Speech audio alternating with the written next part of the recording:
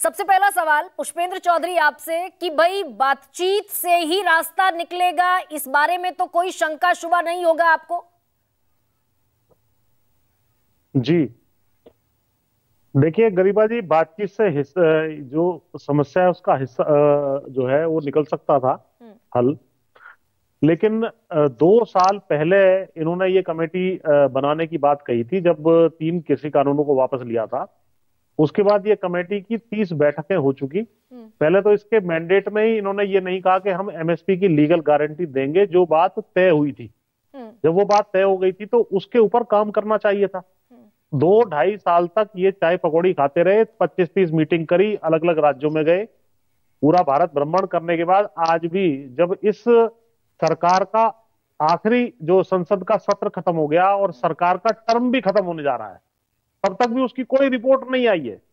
जब उसकी कोई रिपोर्ट नहीं आई और किसानों को लगा कि ये इसके बारे में धोखा देना चाहते हैं, तो इन्होंने दिसंबर में घोषणा कर दी कि हम लोग जो है फरवरी में 13 फरवरी को दिल्ली आ रहे हैं और 10 फरवरी को संसद का सत्र का अंतिम दिन था।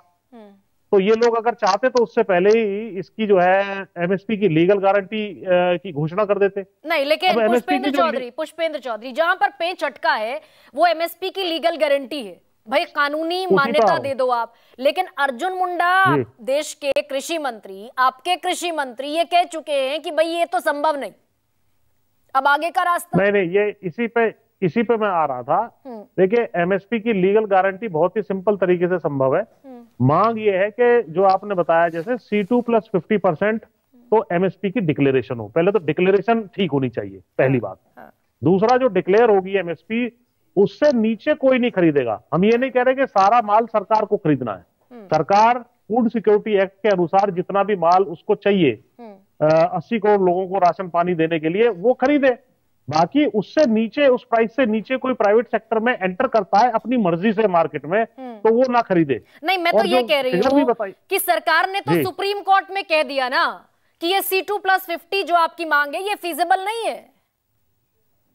अब क्या रास्ता? सरकार को खरीदनी ही नहीं है। सरकार को खरीदना ही नहीं है मैडम। इसमें जस्ट ये कहना है जैसे एक सरकार कानून बना दे कि भाई जो भी मेन एंकर होंगे न्यूज चैनल्स के, उनकी तनख्वाह 5 लाख रुपए से नीचे नहीं होगी।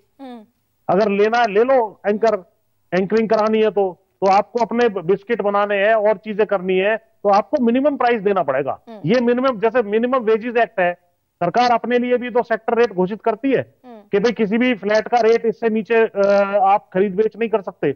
गन्ने में भी जो है रेट घोषित करती है सरकार और खरीदते हैं प्राइवेट लोग। तो इसमें सरकार के ऊपर तो कोई बोझ आना ही नहीं है। उसके बावजूद सरकार ये कह रही है, पुष्पेंद्र चौधरी, उसके बावजूद कह रही है ना सरकार, अर्जुन मुंडा का भी का बयान है, वो ये कह रहे हैं कि भाई इस हिसाब से तो नहीं, जिस हिसाब से आप बात कर रहे हैं कानून की, ऐसे तो निर्णय नहीं होगा।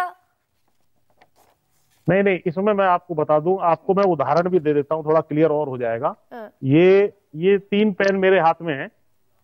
आप ये समझ लीजिए कि ये जो है एमएसपी की जो तमाम फसलें हैं उनकी कीमत लगभग ये 15 लाख करोड़ के आसपास बनती है। ये 5-5 लाख करोड़ के 3 इसमें आप सेक्शन इसमें मान लीजिए। इसमें से 5 लाख करोड़ की फसल जो है किसान खुद, क्योंकि आधी आबादी इस देश की है, तो वो कंज्यूम कर लेता है अपने घर पे ही। बीज के रूप में खाद खुद कंज्यूम करता है, पशु आहार में, बीज में कुछ खराब हो जाती है, कुछ गांव में आपस में एक्सचेंज हो जाती है, क्योंकि गांव की इकोनॉमी को आप भी समझती हैं। तो गांव में जो है एक्सचेंज कर लेता। तो ये 5 लाख करोड़ की फसल तो वैसे ही मार्केट में नहीं आती, इसको अलग हटाइए।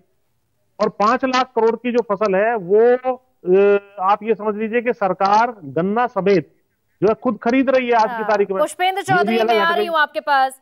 पुष्पेंद्र चौधरी, मैं लौटूंगी आपके पास, लेकिन इस